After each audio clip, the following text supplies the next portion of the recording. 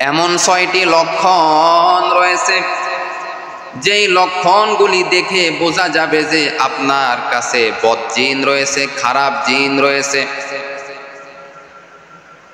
যেই লক্ষণগুলি দেখে আপনাকে বোঝা যাবে যে আপনার কাছে বদ জিন রয়েছে, খারাপ জিন রয়েছে।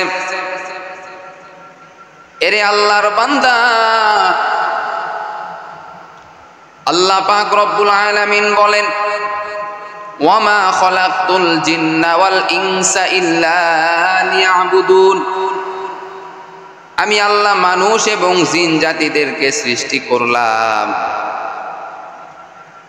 শুধুমাত্র আমার ইবাদত করার জন্য। আল্লাহ পাক রব্বুল আলামিন কিয়ামতের দিনে মানুষ এবং জিন জাতির হিসাব নিবে।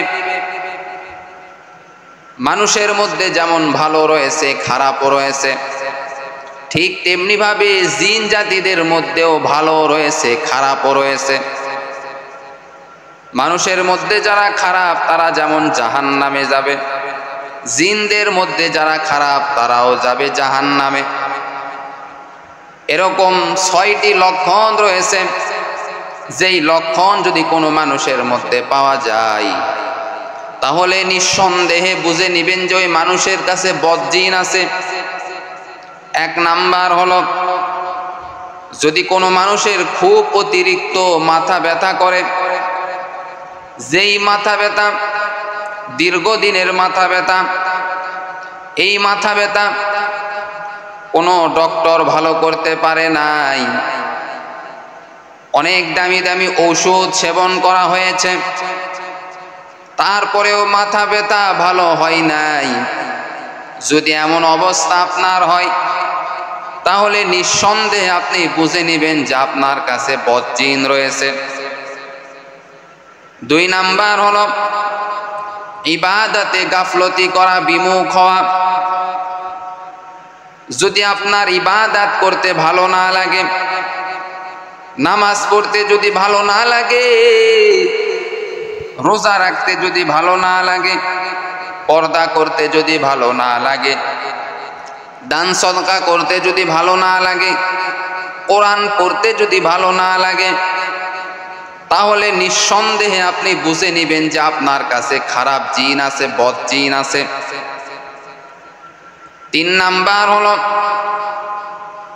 মেজাজ যদি বিক্ষিপ্ত হয়ে থাকে, মেজাজ যদি আপনার খারাপ হয়ে থাকে তাহলে আপনি বুঝে নেবেন যে আপনার কাছে বদ জিন রয়েছে, খারাপ জিন রয়েছে। 4 নাম্বার হলো অত্যাধিক বেশি যদি আপনার অলসতা বেড়ে যায়,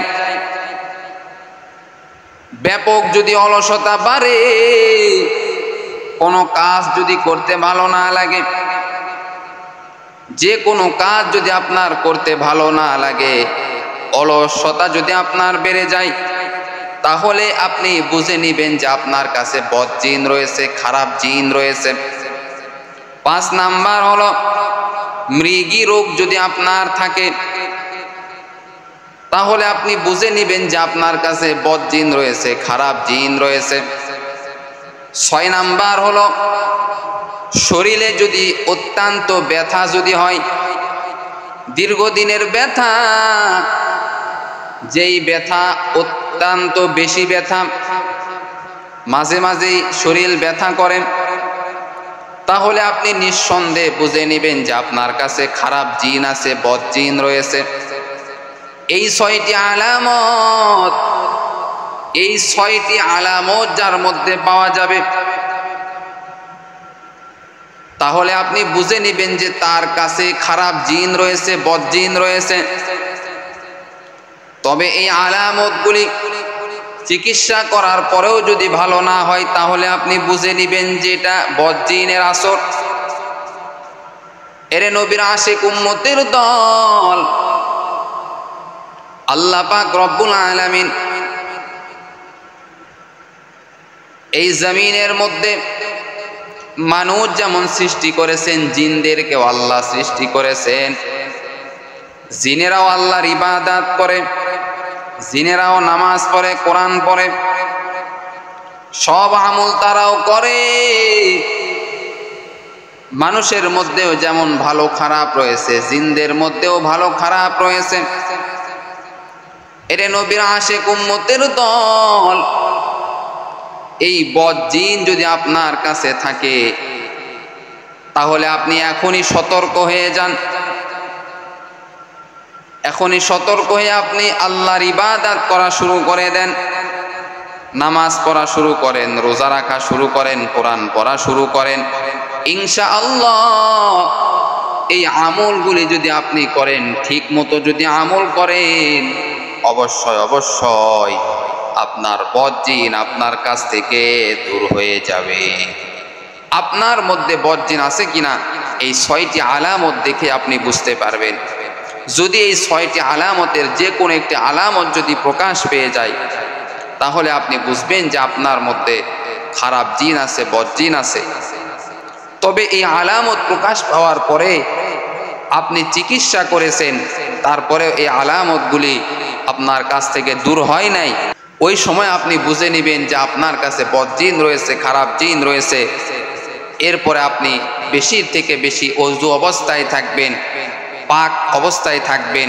ইনশাআল্লাহ ওই জিনগুলি, খারাপ জিনগুলি আপনার কাছ থেকে বিদায় নিয়ে নিবে। সুবহানাল্লাহ। আল্লাহ তাআলা আমাদের সকলকে খারাপ জিন থেকে আমাদের দূরে রাখুক, তাদের আক্রমণ থেকে আমাদেরকে দূরে রাখুক। সকলেই বলেন আমিন।